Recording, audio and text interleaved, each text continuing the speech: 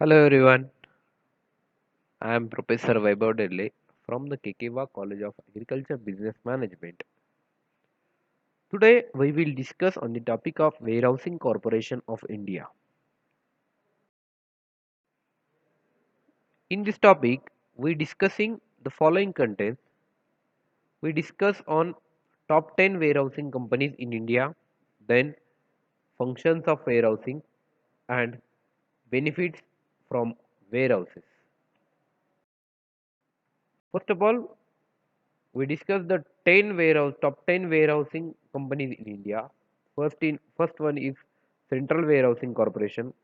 Second one is VRL Logistics Limited. Third one Gati KWE Warehousing. Fourth one Transport Corporation of India.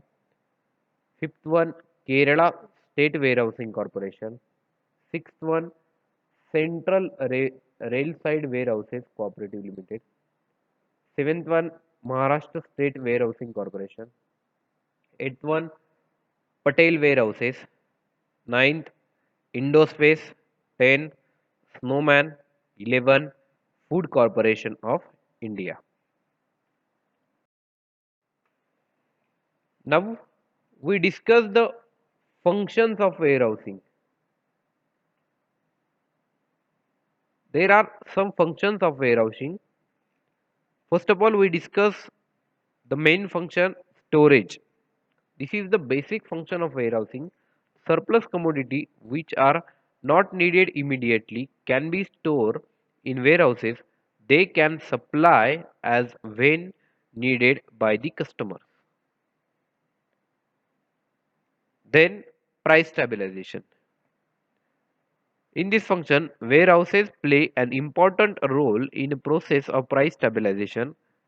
It is achieved by the creation of time utility by warehousing, fall in prices of goods when their supply is in abundance, and rise in their prices during the slack season are avoided. Then next warehousing function, risk bearing.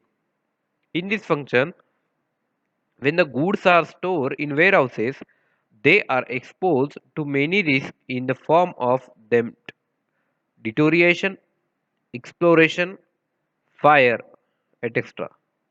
The warehouses are constructed in a such a way to minimize these risks. The contract bailment operates when the goods are stored in warehouses.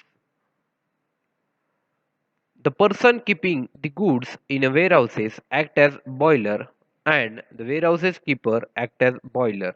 A warehouses keeper has to take a reasonable care of the goods and safeguard them against various risks. For any losses or damage sustained by goods warehouses, keeper shall be liable to the owner of the goods. Next function, financing. In this function, the loans can be raised from the warehouse keeper against the goods stored by the owner. The good act as security for the warehouse keeper. Similarly, the banks and other financial institutions also advance loans against the warehouse receipts. In this manner, the warehousing act as source of finance for the businessman for meeting business operation.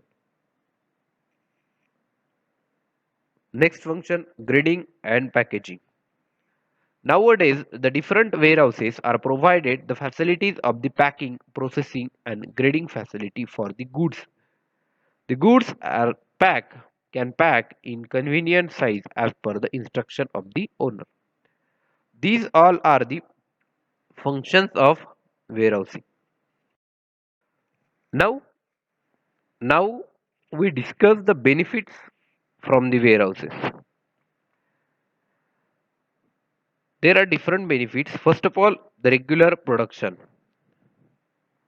Raw material needed to be stored enable mass production to be carried on continuously.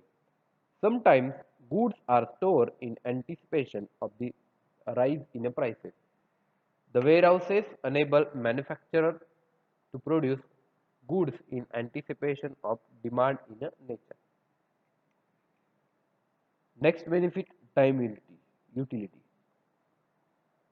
The warehouses creates the time utility by bringing the gap between production and consumption of the goods. It helps in a making of available the goods whenever the required or demanded by the customer. Some goods are produced throughout the year but demanded only during particular season. Example, wool, raincoat, umbrella, heater. On other hand, some products demanded throughout the year but they are produced in a certain region like wheat, rice, potato. These goods like rice and tobacco, liquid and jaggery become more valuable with the passage of time. Next function, next benefit, store of surplus good. Basically, a warehouses act as a store of surplus goods which are not needed immediately.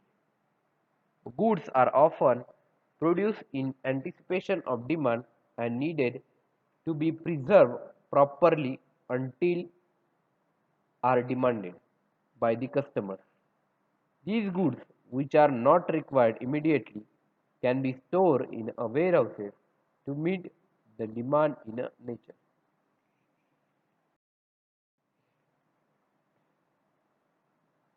Next benefit, price stabilization. The warehouses reduce violent fluctuation in prices by storing of goods when their supply exceeds demand and by realizing them. When the demand is more than immediate production, the warehouses ensure the regular supply of goods in the market. This matching supply with demand helps to stabilize prices. Then minimization of risk. The warehouses provided for the safe custody of goods.